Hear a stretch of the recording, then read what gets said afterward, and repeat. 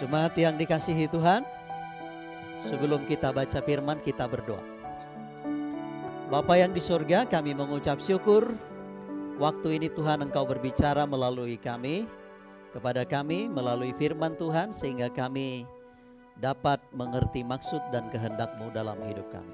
Dalam nama Yesus kami berdoa. Amin. Jemaat Tuhan, silakan duduk. Kita membuka teks yang sama tadi pada yang pertama, yaitu kitab Filipi pasal yang ke-3. Saya mulai dengan ayat yang ke-4.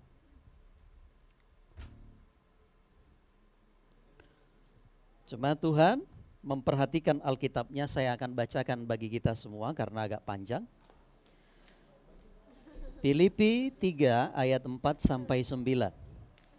Sekalipun aku juga ada alasan untuk menaruh percaya pada hal-hal lahiriah, jika ada orang lain menyangka dapat menaruh percaya pada hal-hal lahiriah, aku lebih lagi. Disunat pada hari ke-8 dari bangsa Israel, dari suku Benjamin, orang Ibrani asli. Tentang pendirian terhadap hukum Taurat, aku orang Farisi. Tentang kegiatan, aku penganiaya jemaat Tuhan. Tentang kebenaran dalam mentaati hukum Taurat, aku tidak bercacat. Tetapi apa yang dahulu merupakan keuntungan bagiku, sekarang kuanggap rugi karena Kristus. Malahan segala sesuatu kuanggap rugi karena pengenalan akan Kristus Yesus Tuhanku. Lebih mulia daripada semuanya, oleh karena Dialah aku telah melepaskan semuanya itu dan menganggapnya sampah supaya aku memperoleh Kristus dan berada dalam Dia, bukan dengan kebenaranku sendiri karena mentaati hukum Taurat, melainkan dengan kebenaran karena kepercayaan kepada Kristus, yaitu kebenaran yang menganugerahkan berdasarkan kepercayaan. Amin. Sekian pembacaan firman Tuhan. Shalom. Saya memberikan tema yaitu mengenal Kristus. Diambil dari ayat yang ke-8. Jadi ketika kita mengenal Kristus, maka ada hal-hal yang harus kita lihat di dalam diri kita. Saya memberikan sebuah ilustrasi sebagai pendahuluan. Suatu hari ada seorang suami istri, mereka berjalan-jalan ke pinggir pantai, lalu mereka sambil berjalan, ibaratnya jogging sambil refreshing. Dan di situ ketika mereka jalan, ya istrinya bawa anjing jalan-jalan gitu ya sama suaminya. Lalu ketika istrinya banyak melihat jualan untuk mau belanja, biasalah ya. Lalu ketika mereka jalan, terus mereka janjian, kita nanti ketemuan di sini ya. 30 menit kemudian kita akan janjian ketemuan di sini. Nah, ketika mereka jalan, lalu istrinya pergi. Nah, singkat cerita, ketika mereka tadi janjian 30 menit, tapi ternyata sampai 1 jam ditunggu istrinya nggak datang-datang. Terus sampai 2 jam ditunggu lagi, nggak datang-datang. Akhirnya suaminya ini dia lapor ke polisi bahwa istrinya dikatakan hilang karena nggak kembali. Nah, ketika ditanyai, diinterogasi oleh polisi ini. Terus ditanya sama polisi ini. Oke Pak, kalau begitu istri Bapak itu, ciri-cirinya tolong jelaskan. Usia istri berapa? Usia istri Bapak itu berapa? Lalu suaminya mikir, berapa ya? Usia istriku berapa ya? Dia bingung. Mungkin 40 atau 45 Pak. Ya. Terus yang kedua, tanya lagi. Oke Pak, Bapak punya istri kok enggak kenal sih? Enggak ngerti usianya berapa. Terus ditanya lagi. Terus kalau begitu rambutnya bagaimana? Panjang atau pendek? Rambutnya keriting atau lurus? Gimana ya? Rambut istri saya mungkin agak pendek Pak. Tapi saya juga kurang tahu. Ragu saya. Terus kalau begitu Pak, jenis tubuhnya, dia badannya besar atau kecil? Ya sedang-sedang lah Pak, masih bisa. Ya. Terus tadi istri Bapak itu pakai baju apa? Warna apa? Dia bingung. pakai baju apa ya? Tadi pakai rok atau pakai apa? Dia nggak ngerti, saudara. Bertahun-tahun hidup sebagai suami istri, tapi dia nggak kenal istrinya. Begitu juga di dalam kehidupan iman kita sebagai orang Kristen juga. Seringkali kita juga mengalami begitu. Sudah lama kita ngomong percaya sama Tuhan, tetapi sebenarnya kita belum mengenal siapa itu Kristus Yesus. Nah, oleh karena itu Rasul Paulus, saya masuk kepada teksnya. Pasal 3 ini ditulis, ada sesuatu masalah di dalam jemaat di Filipi. Latar belakangnya sedikit adalah bahwa ada yang namanya pengajar-pengajar sesat yang menyusup masuk kepada jemaat Filipi yang berkata begini. Oke, kamu sebagai jemaat Filipi, ya, jemaat ini melakukan hukum Taurat itu sudah sempurna. Tidak perlu lagi tambah ini, tambah itu. Melakukan hukum Taurat kamu sempurna, kamu mendapatkan keselamatan. Nah, oleh karena itu Rasul Paulus memberikan satu peringatan kepada jemaat di Filipi. Makanya ayat 1 sampai 3 mereka disebutkan di sana identitas mereka itu mereka seperti anjing dan segala macam. Dijelaskan di situ. Makanya mereka harus hati-hati diberikan sebuah peringatan. Nah, bayangkan saudara, ketika saudara dalam posisi Paulus, makanya Rasul Paulus lihat orang yang menyusup masuk mengajar di Filipi ini, mereka merasa sombong, mereka bangga dengan memperoleh keselamatan berdasarkan melakukan hukum Taurat. Justru itu Rasul Paulus ngomong, memberikan sebuah masukan, bahkan memberikan gambaran bagi jemaat Tuhan tentang apa yang dialami oleh Rasul Paulus. Nah, oleh karena itu coba memperhatikan saudara. Memperhatikan pernyataan ini. Saya di awal menyimpulkan sebenarnya isi khotbah saya. Mengenal Kristus secara personal dan benar merupakan harta yang paling berharga. Siapa yang memahami keberhargaannya pasti akan rela kehilangan segalanya hanya untuk mendapatkannya. Pertanyaan saya buat saudara, jemaat yang dikasihi Tuhan. Ketika ditanya bagi saudara, ketika Tuhan minta sesuatu dari hidupmu, untuk diminta satu persatu dari hidupmu, yang saudara berikan hari ini apa, terus besok apa, sampai yang terakhir ketika diminta oleh Tuhan. Apa yang saudara berikan sama Tuhan? Apa? Yang paling berharga yang menurut saudara identitas saudara itu kalau diambil ini, bagi saya hidup ini rasanya enggak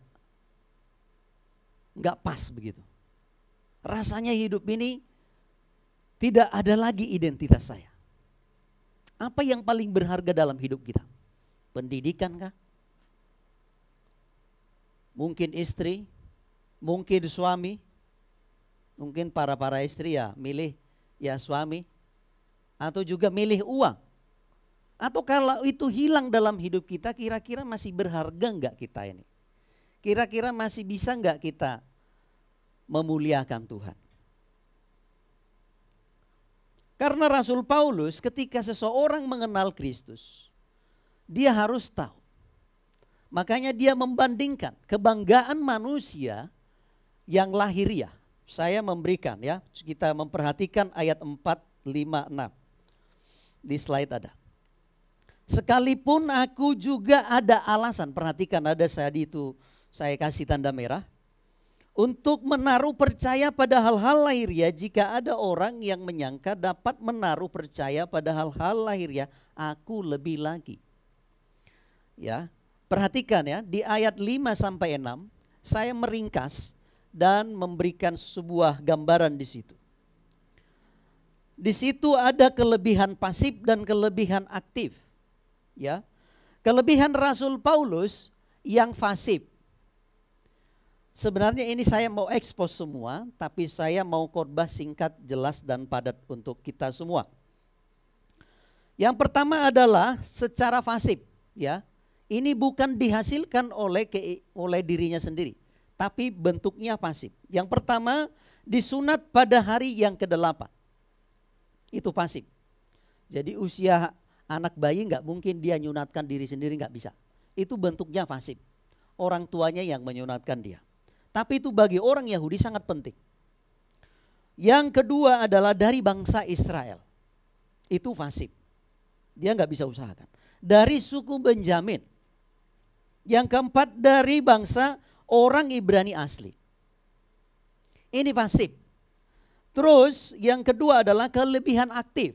Ini yang dicapai.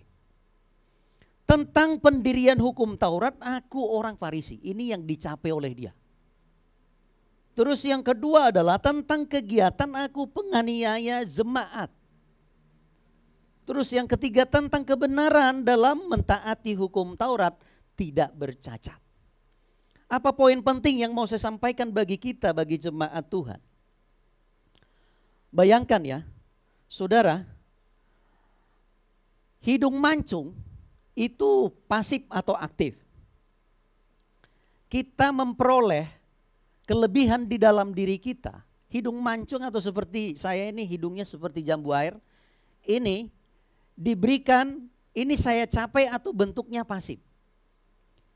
Ini diberikan oleh Tuhan. Kulit coklat seperti saya ini atau saudara punya kulit putih, itu bentuknya pasif. Itu diberikan oleh Tuhan. Tapi itu pun bisa kita sombong loh.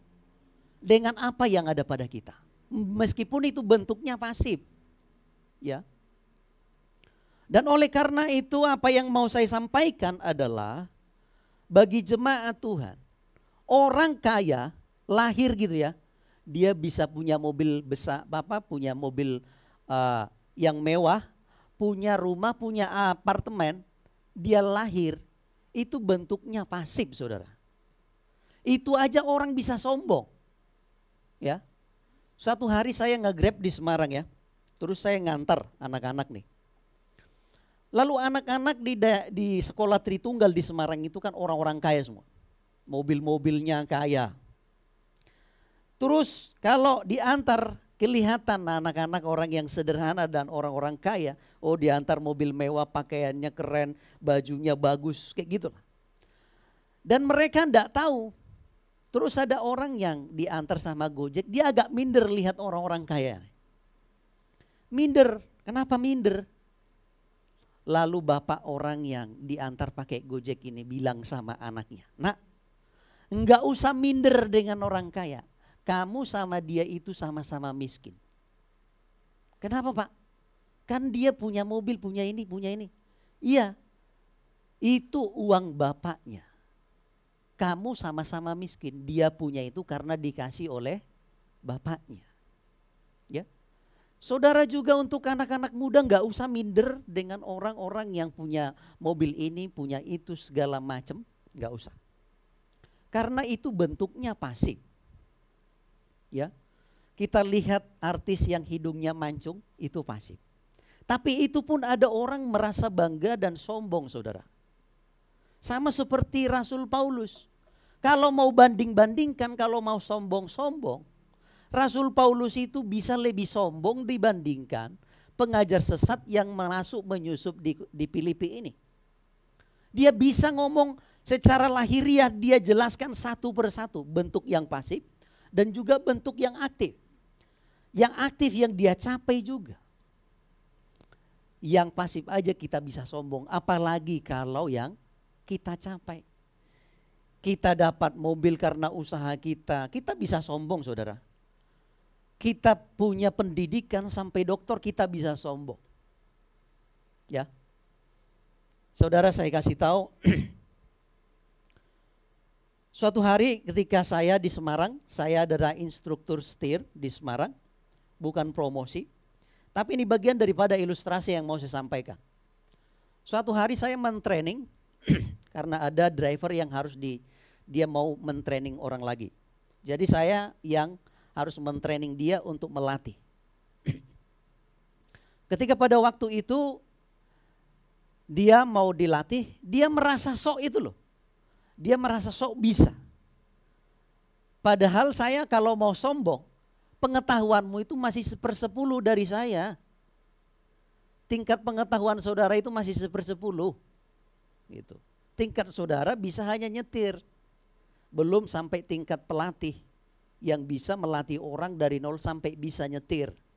Kalau mau sombong-sombong. Tapi saya nggak mau kayak gitu. Ya. Ini bagian daripada ilustrasi bagi kita. Seringkali ketika kita orang sombong disalib orang sombong, rasanya bagaimana? Anak-anak muda. Orang sombong disalib sama orang sombong itu rasanya gimana? Kita nggak enak. Punya mobil kecil, terus tiba-tiba ada mobil yang besar yang merasa kita itu bersaing, saingan kita. Kita rasanya tersaingi. Sebenarnya kita juga orang sombong. Nah, jemaat Tuhan, perlu kita memahami ini. Suatu hari saya bawa orang traveling, rental untuk masuk ke wisata. Lalu bapak yang ikut ini dia mau masuk ke perusahaan di daerah Cilacap sana.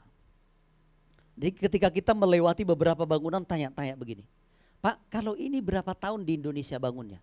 Oh, ini 2 tahun Pak. Terus bapak yang kita bawa ini orang Jepang, dia bilang, oh kalau di sana itu paling 1 tahun. Sombong toh. Jadi kita muncul juga sombongnya. Yang kedua, terus ada jembatan. Kalau bangun jembatan ini berapa tahun Pak? Karena tadi dia bilang 1 tahun, kita bilang 1 tahun. Wah, kalau di tempat saya ini cuma 1 bulan. Muncullah rasa sombong kita pas lewat jembatan yang agak panjang. Terus kalau jembatan ini Pak, ya kalau ini tadi pagi pas saya lewat ini sebenarnya belum ada. Muncul rasa sombong kita bisa, saudara. Ya. Rasul Paulus kalau mau lebih sombong dengan apa yang dia capai sebagai keturunan Yahudi dan apa yang dia capai, kalau mau sombong secara rohani bisa, tapi itu tidak dia sombongkan. Malahan perhatikan dikatakan di situ ada alasan aku lebih lagi di ayat 4. Dia bandingkan aktif dan pasif. Kita di dalam kehidupan kita sehari-hari, kita bisa sombong kita luar biasa dengan apa yang pasif kita terima dari Tuhan. Kita merasa lebih cantik, merasa lebih ganteng dari orang.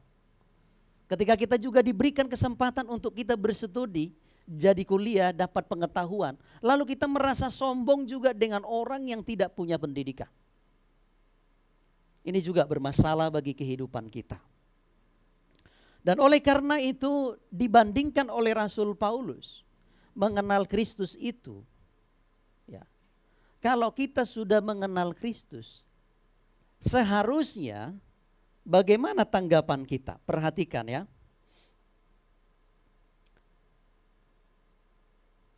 Di slide berikutnya, bagi Paulus meskipun ada kategori yang mau dibanggakan, itu dianggapnya kerugian dan sampah karena dia telah mengenal Kristus. Ya. Itu dianggap menjadi sampah, saudara. Perhatikan ayat 7, 8, dan 9. Inilah yang menjadi kebanggaan yang sejati bagi dia. Langsung masuk ke slide berikutnya. Perhatikan. Ada pola pikir yang progres bagi Rasul Paulus. Cara berpikirnya progres.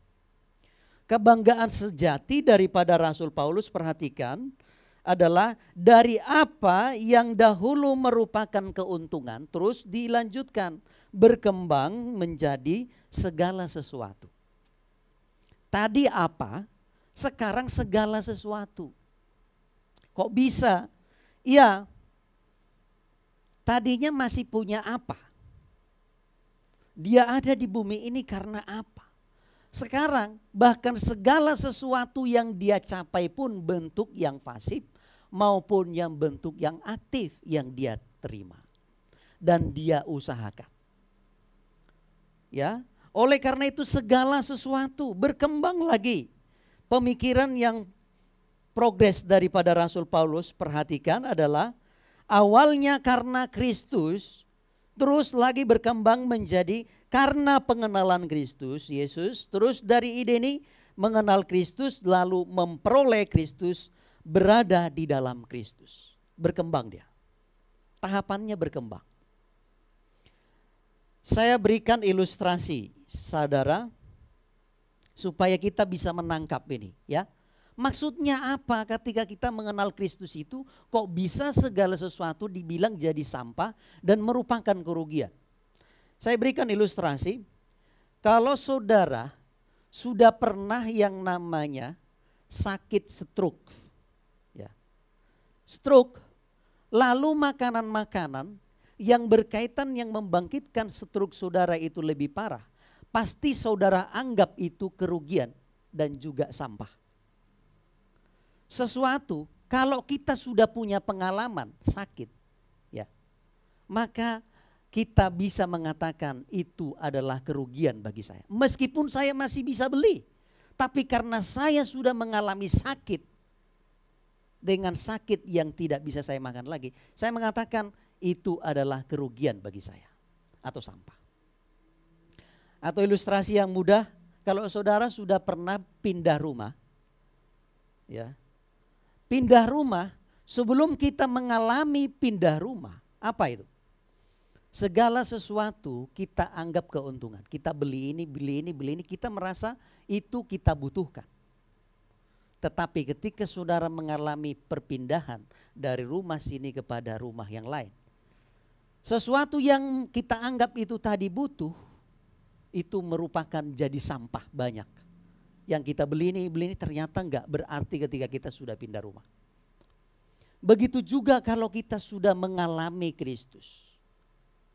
Kalau kita sudah mengenal Dia, segala sesuatu yang kita anggap itu dulu keuntungan bagi kita, sekarang kita anggap rugi. Meskipun sebenarnya bisa kita lakukan, tapi karena kita sudah mengenal Kristus, maka kita bisa mengatakan, oh, ini bagian daripada kerugian. Rugi bagi saya. Dan saya anggap sampah. Karena itu sudah enggak berguna lagi bagi saya. Ya. Oleh karena itu saudara, apa yang dulu kita anggap merupakan keuntungan bagi kita, bagi saya pengalaman secara pribadi adalah sebelum saya bertobat, ya, minum, kalau di Sumatera sana minum tuak, itu merupakan sesuatu kebanggaan. Minum air kotor katanya, warna putih itu, ya.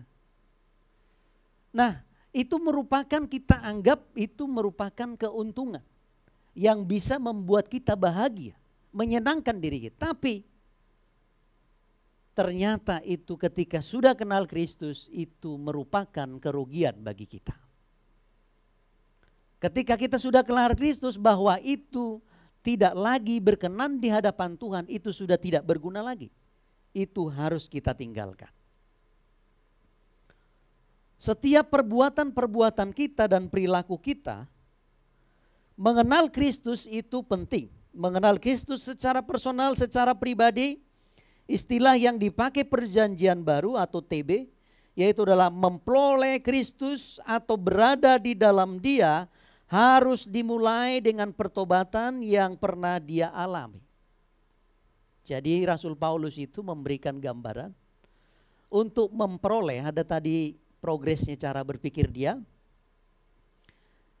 Dari dia karena Kristus terus memperoleh Kristus. Apa maksudnya memperoleh Kristus?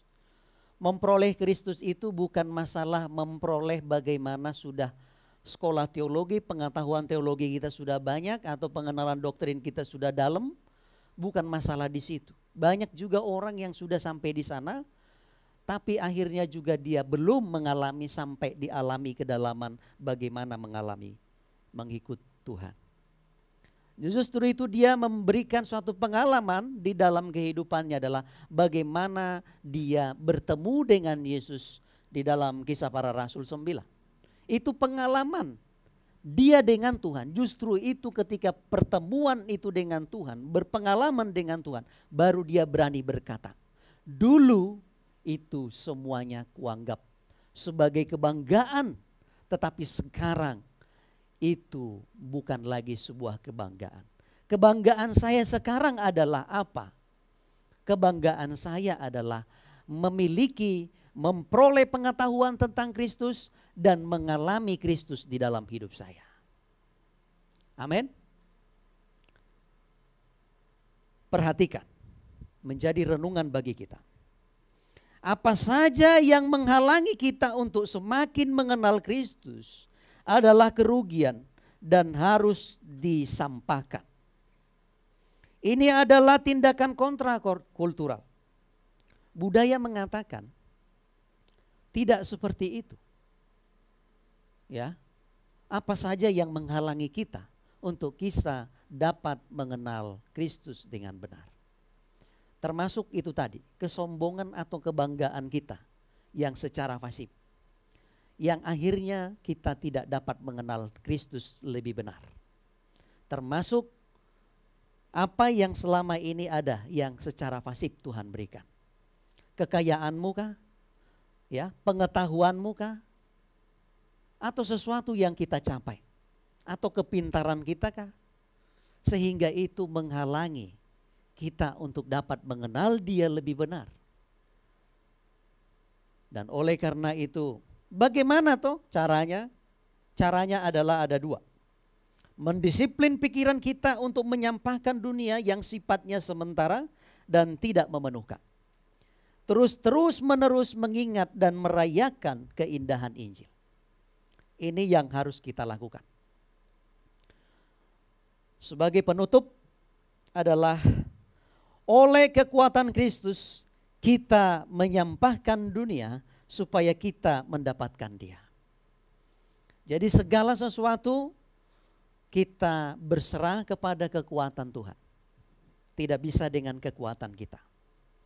Di pasal Alkitab tadi dijelaskan, oleh karena Roh Kudus kamu sudah memiliki itu. Kita tidak bisa dengan kekuatan kita sendiri. Oleh karena kekuatan dari Tuhan, maka kita mengatakan itu bisa kita sampaikan. Meskipun pendidikan penting, pengetahuan penting. Tapi kalau itu menghalangi kita untuk bertumbuh dan mengenal Yesus lebih benar, itu bisa kita katakan sampah. Termasuk kebanggaan-kebanggaan dari yang bentuknya pasif sampai yang aktif yang kita usahakan maupun tidak, itu bisa kita sampaikan.